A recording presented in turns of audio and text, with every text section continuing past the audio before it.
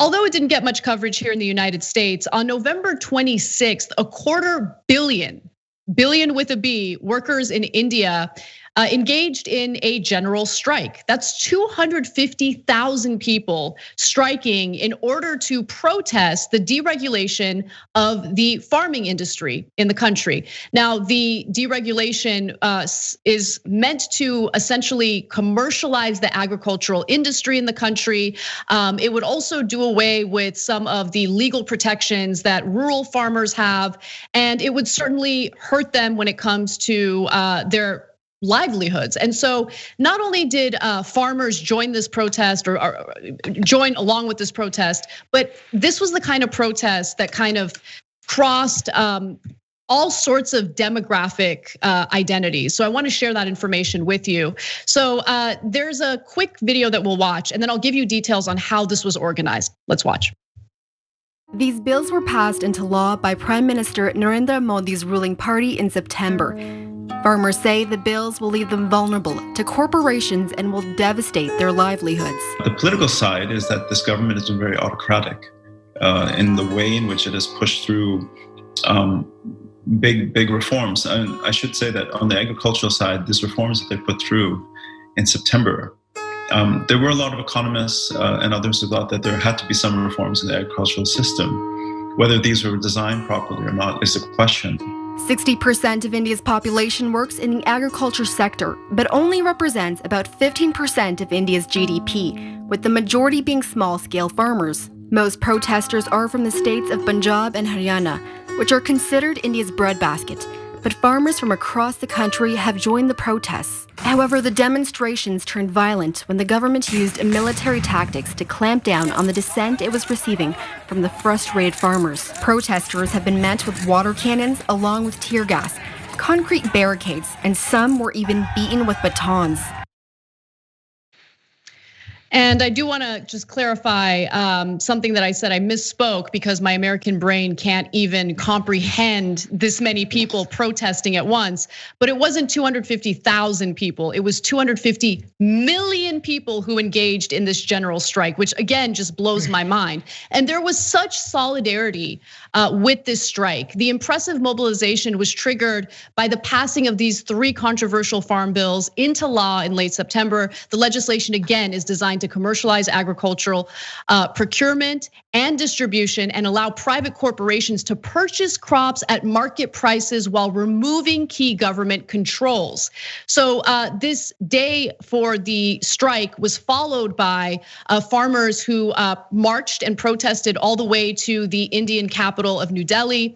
And all of this was organized by unions. So labor unions are certainly more powerful in India as opposed to here in the United States. It was organized by 31 trade unions and drew in a diverse group of farmers, laborers, and their supporters. The only union that did not take part in this is the union supported by Narendra Modi for obvious reasons. And it was also demographically diverse and cut across caste, class, and religious lines. And I'll get to what they're demanding in just a moment, because it goes beyond wanting to do something about this deregulation. But first, I want to open it up to the floor and hear what you guys think. I mean, for me, honestly, as a former Teamster member myself, very heartened, makes me kind of emotional to see people come together in this way, and a recognition that the money is gonna ally itself against you. They're gonna pool their resources together to try to screw you.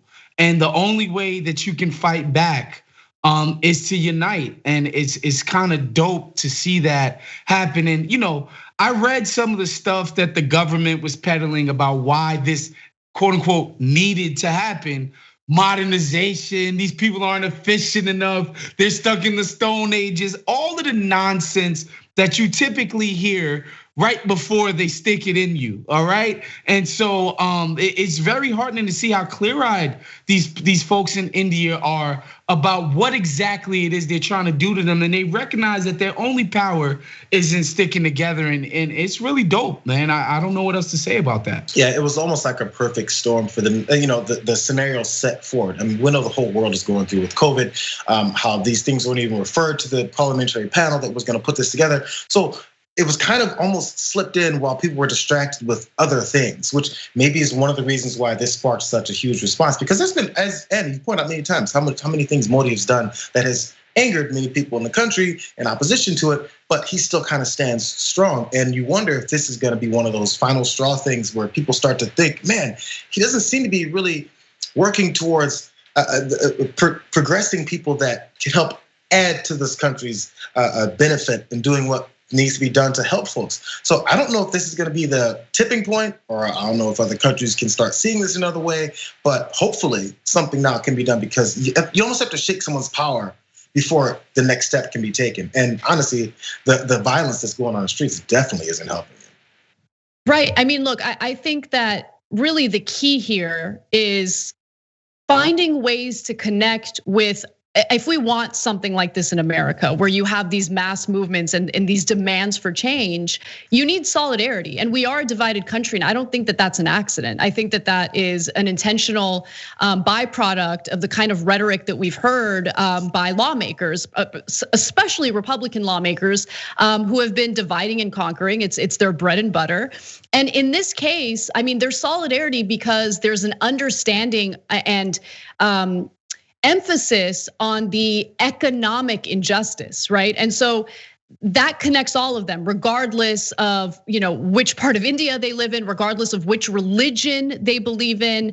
That's why this really did cut across all sorts of demographics, regardless of class, caste, or religious lines.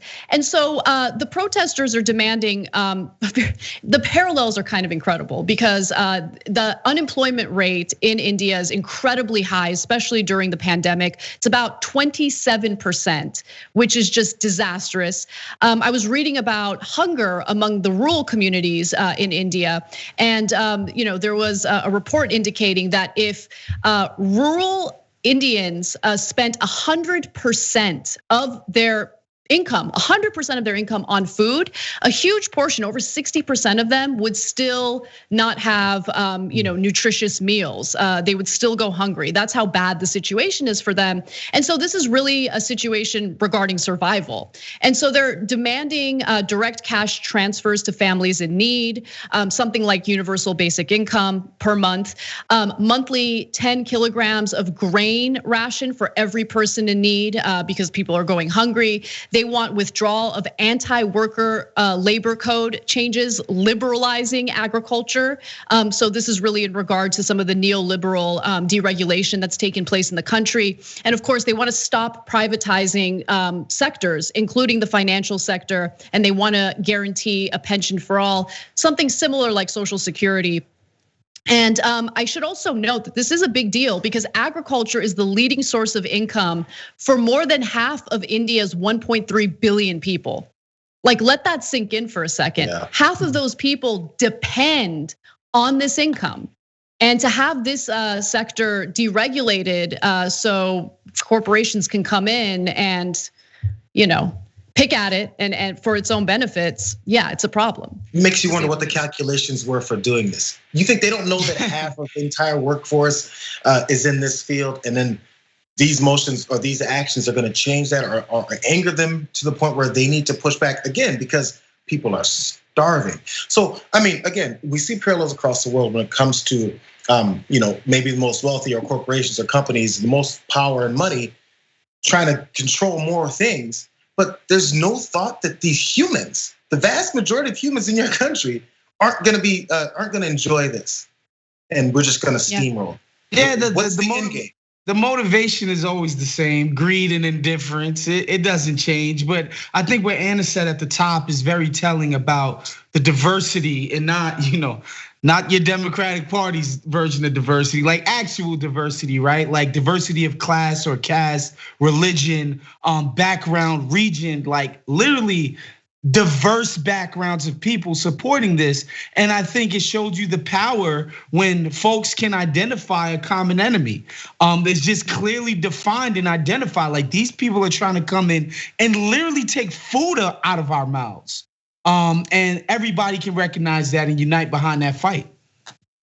And what is interesting, I wanted to go back to something you said at the top, was about how the same excuses are being used for this deregulation, like, oh, we need to modernize, oh, they're stuck in the past. It's kind of incredible because the way, like the opposition to this movement just straight up like treats them like they're like yokels, you know what I mean? Like they're just dummies.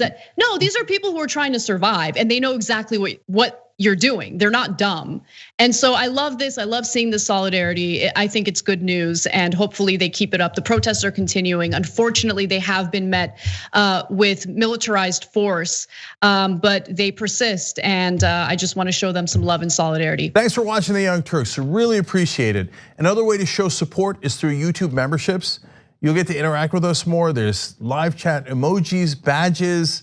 You've got emojis of me, Anna, John, JR. So those are super fun. But you also get playback of our exclusive member-only shows and specials right after they air. So all of that, all you gotta do is click that join button right underneath the video. Thank you.